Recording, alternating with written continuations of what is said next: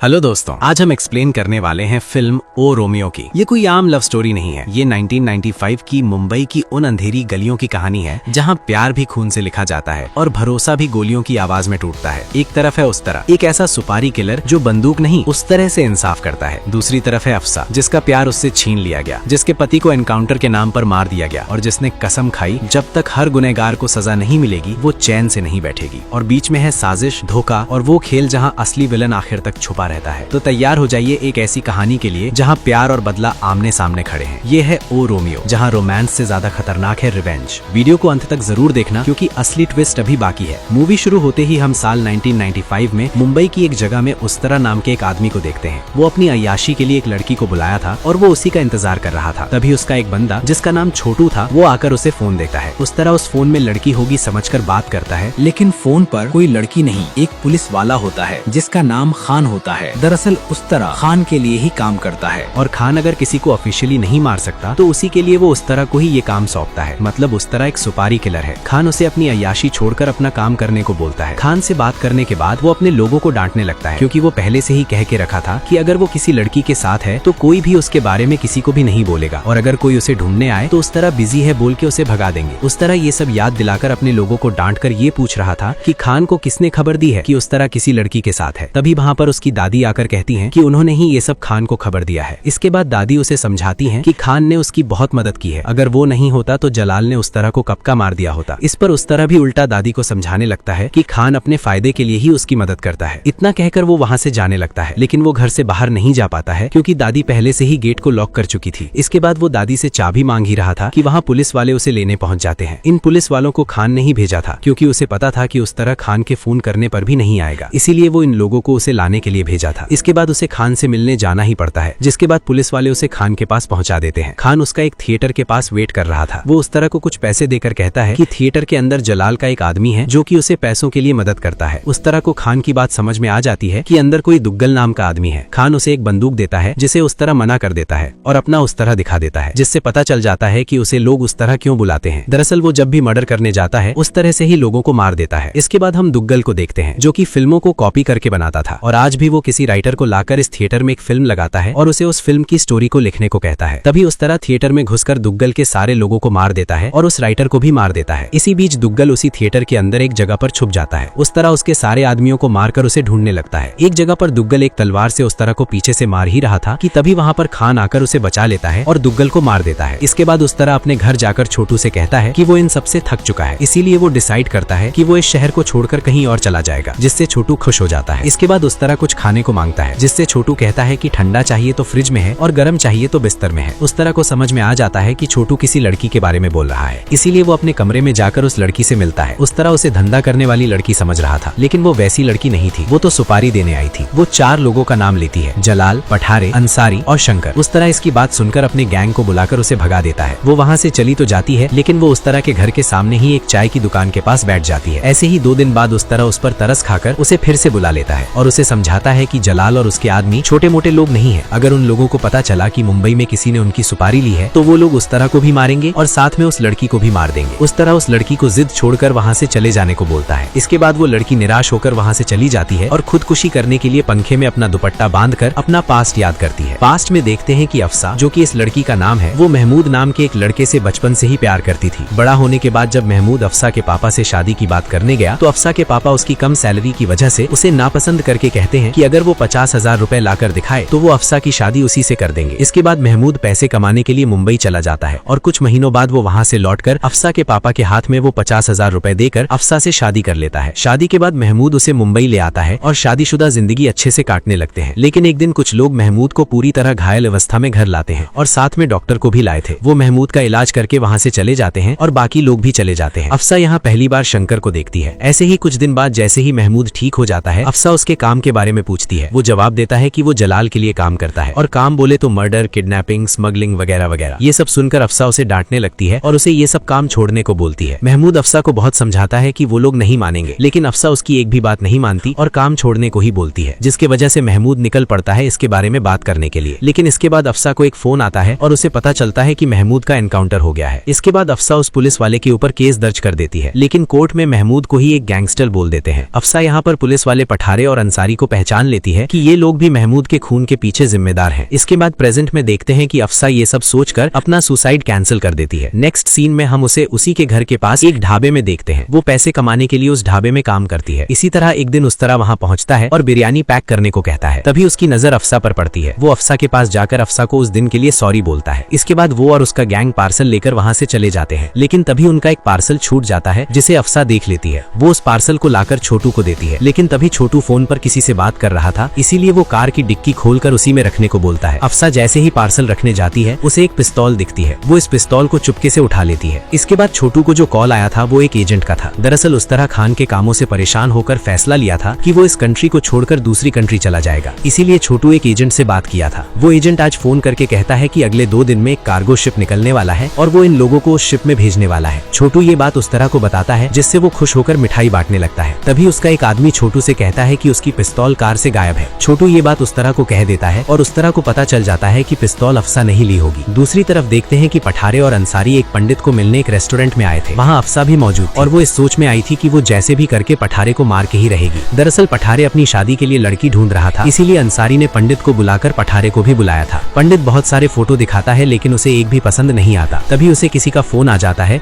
जिसकी वजह से उसे वहाँ से जाना पड़ता है। अफसा जैसे ही उसे मारने के लिए उठती है, वहाँ काम करने वाले एक लड़के से टकरा जाती है, जिसकी वजह से उस लड़के के हाथ से चाय गिर जाती है।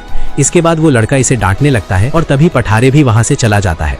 वो पठारे को तो नहीं मार पाई, लेकिन आज का टारगेट अंसारी को बना लेती है। इसीलिए वो अंसारी के पीछे पीछे वॉशरूम तक पहुंच जाती है और उसके ऊपर बंदूक तान देती है। वो अंसारी पर गोली चलाती उससे पहले अंसारी उसके हाथ से पिस्तौल छीन लेता है, जिसकी वजह से अफसा वहां से भागने लगती है। तभी अंसारी उसके ऊपर गोली चला देता है, जो कि अफसा की पीठ में लगती। वो अफसा को मारने ही वाला था कि उस तरह वहां पहुंचकर अंसारी को मार देता है। इसके बाद उस तरह अफसा को अपने घर लाकर उसका इलाज करता है। तभी छोटू को भी उस एजेंट का फोन आता है और वो पूछता है कि वो लोग सही समय पर शिप तक पहुंच पाएंगे कि नहीं। छोटू को पता चल गया था कि उस तरह इस लड़की को छोड़कर कहीं नहीं जाने वाला है, इसीलिए वो एजेंट को मना कर देता है।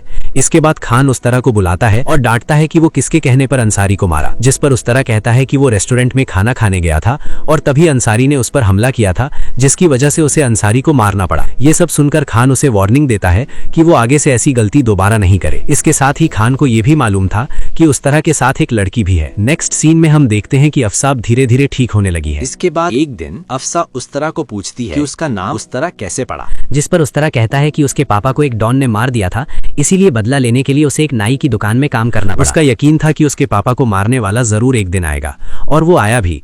तभी इस मौके का फायदा उठाकर उस तरह ने उस डॉन को मार दिया और तभी से लोग उसे उस तरह नाम से बुलाने लगे। नेक्स्ट सीन में देखते हैं कि खान उस तरह को फोन करके नेपाल जाने को कहता है, क्योंकि जलाल के ड्रग्स नेपाल से होकर इंडिया आने वाले थे। खान चाहता था कि उस तरह जाकर नेपाल में ही उसके माल को डिस्ट्रॉय कर दे। इसके बाद अफसा उस तरह को कहती है कि वो घर जाना चाहती है, जिस पर उस तरह उसे पूछता है कि क्या अब वो बदला नहीं लेने वाली। अफसा कहती है कि अंसारी उसके पास ही था, फिर भी वो नहीं मार पाई और बाकी लोग तो इससे भी खतरनाक है, कैसे मारूंगी। ये सब सुनकर उस तरह कहता है कि उसके महमूद को उन लोगों ने आसानी से नहीं मारा होगा, तड़पा तड़पा कर मारा होगा। इसके बाद पास्ट में देखते हैं कि महमूद जलाल को फोन पर कहता है कि वो उसकी नौकरी छोड़ना चाहता है। जलाल तो कुछ नहीं कहता, लेकिन उसके लोग महमूद को मार देते हैं। इसके बाद प्रेजेंट में उस तरह और उसका गैंग प्लान बनाते हैं और नेपाल पहुंच जाते हैं। अफसा भी उनके साथ जाने के लिए तैयार हो जाती है, जिसकी वजह से उस तरह उसे अच्छे से बंदूक चलाना सिखा देता है। ये लोग नेपाल में होते हैं और जलाल को भी इनके बारे में कहीं से पता चल जाता है, इसीलिए वो अपने लोगों को भेजकर उस तरह के गैंग पर हमला करवा देता है, जिससे उस तरह के बहुत सारे लोग मारे जाते हैं। वो लोग उस तरह को पकड़कर जलाल को फोन करते हैं। जलाल उस तरह से पूछता है कि उसने उसके भाई को क्यों मारा, जिसके लिए जलाल की बीवी पागल हो गई और उसके कोख का बच्चा मर गया। इतना कहकर वो अपने लोगों को ऑर्डर देता है कि उस तरह को मार दे, लेकिन तभी वहाँ अफसा आ जाती है और जलाल के लोगों पर हमला करके उस तरह को बचा लेती है।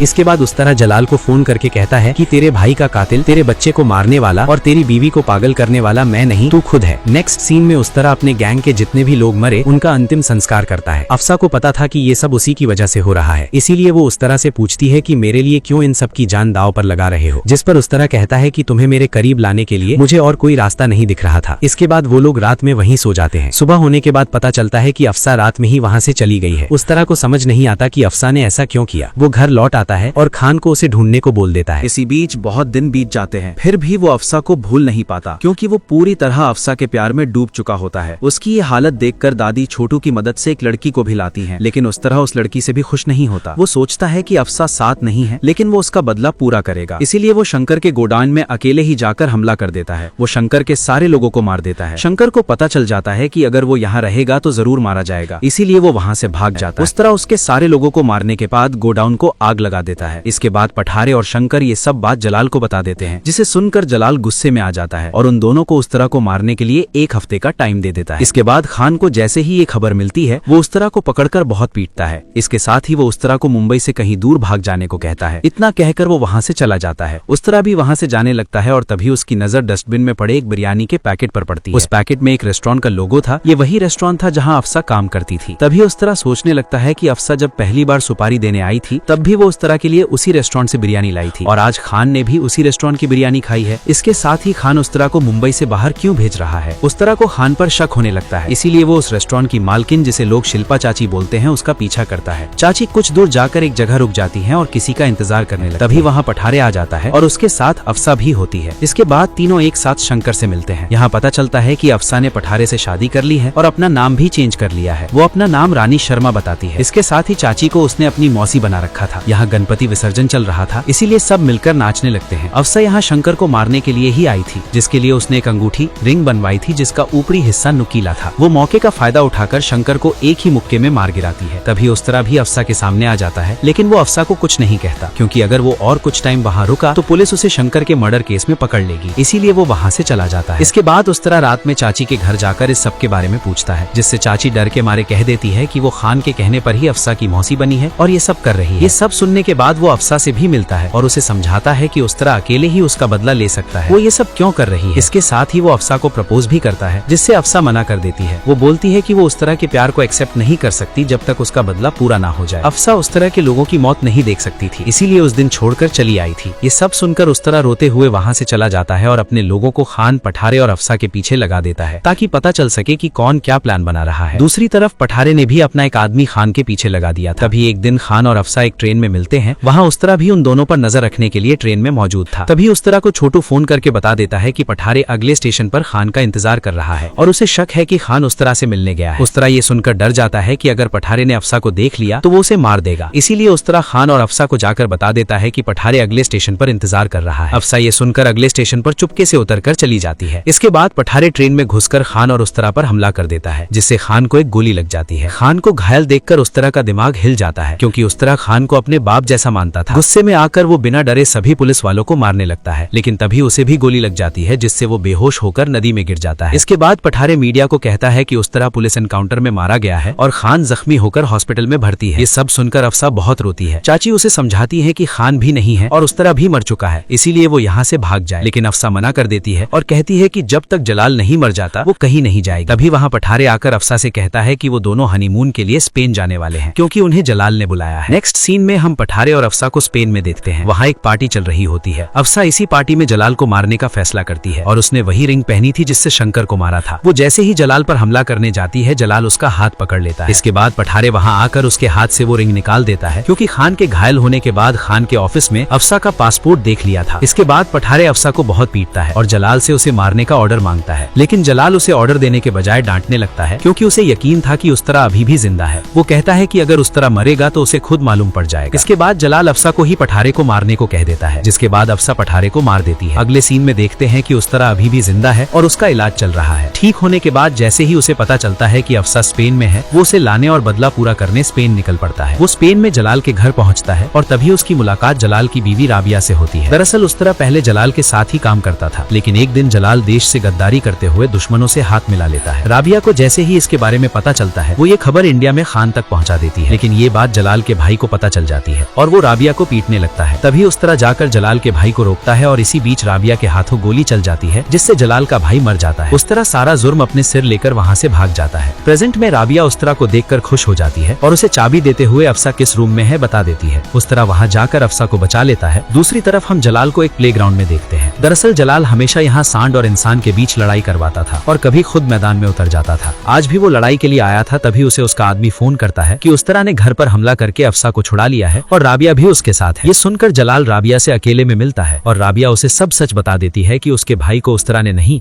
बल्कि उसने खुद मारा था। ये सुनकर जलाल राबिया का सिर काट देता है। इसके बाद उस्तरा वहां आकर उससे लड़ता है और उसे बुरी तरह घायल कर देता है। फिर अफसा उसे मारकर उसकी जान ले लेती है। इसी के साथ खत्म होती है ओ रोमियो की ये खून प्यार और बदले से भरी कहानी। एक तरफ उस्तरा जिसने प्यार के लिए सब कुछ दांव पर लगा दिया, दूसरी तरफ अफसा जिसने अपने प्यार के लिए पूरी दुनिया से लड़ाई की। आखिर में बदला तो पूरा हो गया, लेकिन सवाल ये है क्या सच में उन्हें सुकून मिला या फिर इस रास्ते ने उनसे सब कुछ छीन लिया। अगर आपको ये एक्सप्लेनेशन पसंद आया हो तो वीडियो को लाइक करें, चैनल को सब्सक्राइब करें और कमेंट में जरूर बताएं कि नेक्स्ट आपको कौन सी मूवी का एक्सप्लेनेशन चाहिए। मिलते हैं एक और मूवी के एक्सप्लेनेशन के साथ, तब तक के लिए जय हिंद।